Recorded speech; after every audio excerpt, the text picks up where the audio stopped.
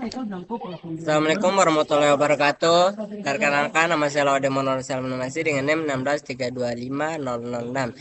Sini saya akan membuat tugas kedua saya untuk mempresentasikan makalah mengenai materi pengantar. Materinya yaitu mempresentasikan makalah ujian tengah semester.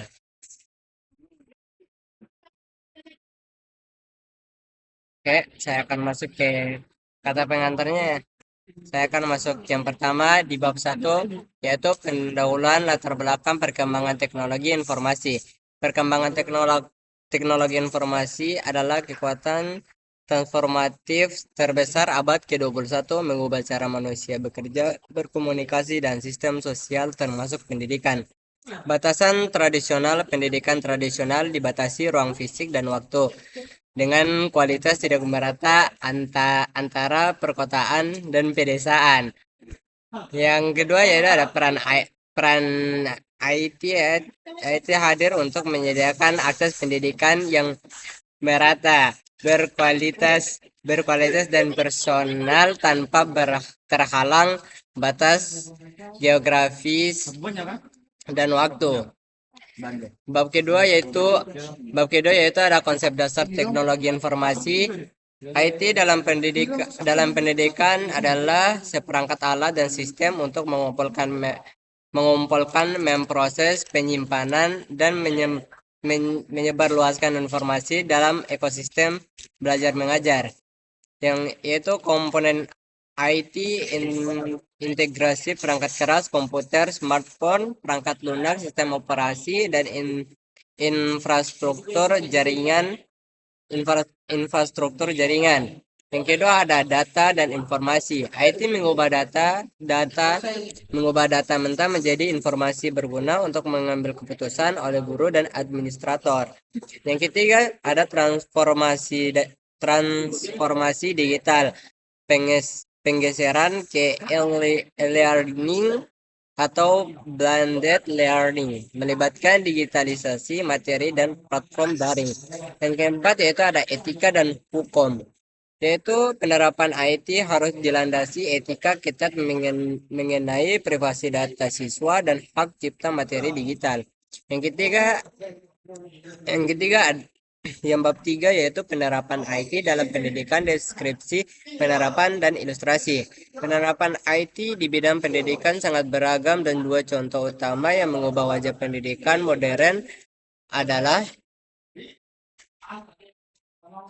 learning management system dan sumber daya pendidikan terbuka.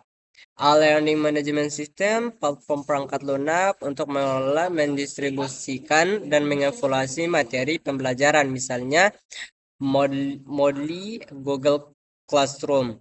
Fungsinya yaitu tempat terpusat bagi guru untuk mengunggah bahan ajar, memberikan tugas, dan melacakkan kemajuan siswa. Contohnya dosen menggunakan forum diskusi untuk fitur grading otomatis di LMS. Oke, berikutnya yaitu ada sumber daya pendidikan terbuka. IT memungkinkan penyediaan materi pelajaran berkualitas tinggi secara gratis dan terbuka melalui internet aware, meliputi e-book, modul interaktif, dan video perkuliahan, misalnya dari Akademin atau YouTube Education.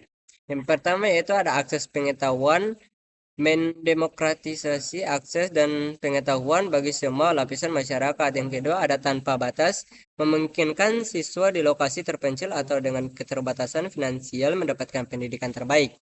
Yang ketiga ada materi beragam termasuk e-book, modul interaktif, dan video perkuliahan.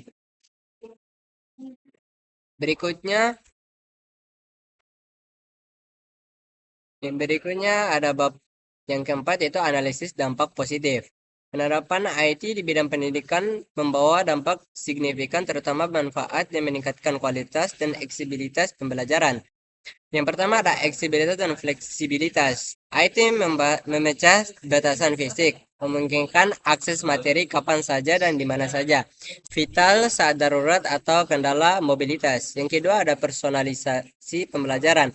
Perangkat lunak adaptif menyajikan materi sesuai kecepatan dan gaya belajar individu, meningkatkan efektivitas. Yang ketiga ada kolaborasi global. Siswa dapat berpartisipasi dalam proyek dengan rekan dari negeri lain, memperluas wawasan, budaya, dan keterampilan. Yang keempat ada efisiensi administrasi, yaitu sistem informasi akademik mengotomatisasi pendaftaran, pengelolaan nilai, dan penerbitan ijazah, mengurangi beban kerja. Yang kelima ada analisis dampak negatif, yaitu meskipun banyak manfaat, penerapan IT dalam pendidikan juga menghadapi beberapa tantangan serius yang perlu diatasi, yaitu satu, kesenjangan digital. Tidak semua siswa memiliki akses yang sama terhadap perangkat dan koneksi internet stabil, memperlebar jurang ketidaksetaraan. Yang kedua, masalah kesehatan dan kesejahteraan. Peningkatan waktu menatap layar dapat menyebabkan masalah mata, postur, dan isolasi sosial. Yang ketiga yaitu ada keamanan dan privasi data, yaitu resiko peretasan, kebocoran data, dan penyalahgunaan informasi siswa pada platform online. Yang keempat yaitu ada tantangan integritas akademik. Ujian daring rentang kecurangan memerlukan teknologi pengawasan dan memadai, namun menimbulkan isu privasi. Yang keenam, ini kesimpulan, dan yang berikutnya adalah ada kesimpulan dan refleksi. Teknologi informasi telah membuktikan perannya sebagai hal utama bagi sebuah pendidikan.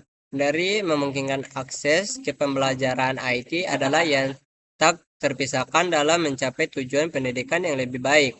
Kesimpulannya, manfaat IT hanya dapat dicapai jika ada kemauan untuk mempelajari IT dan menggunakannya secara efektif. Yang kedua, ada refleksi, kita harus menggunakan IT secara bijak dan produktif. Literasi digital kritis adalah kemampuan untuk mengoperasikan teknologi, mengevaluasi konten, dan menggunakannya untuk pemecahan masalah. IT sebenarnya dipandang sebagai hal yang berguna bagi mahasiswa atau mahasiswa.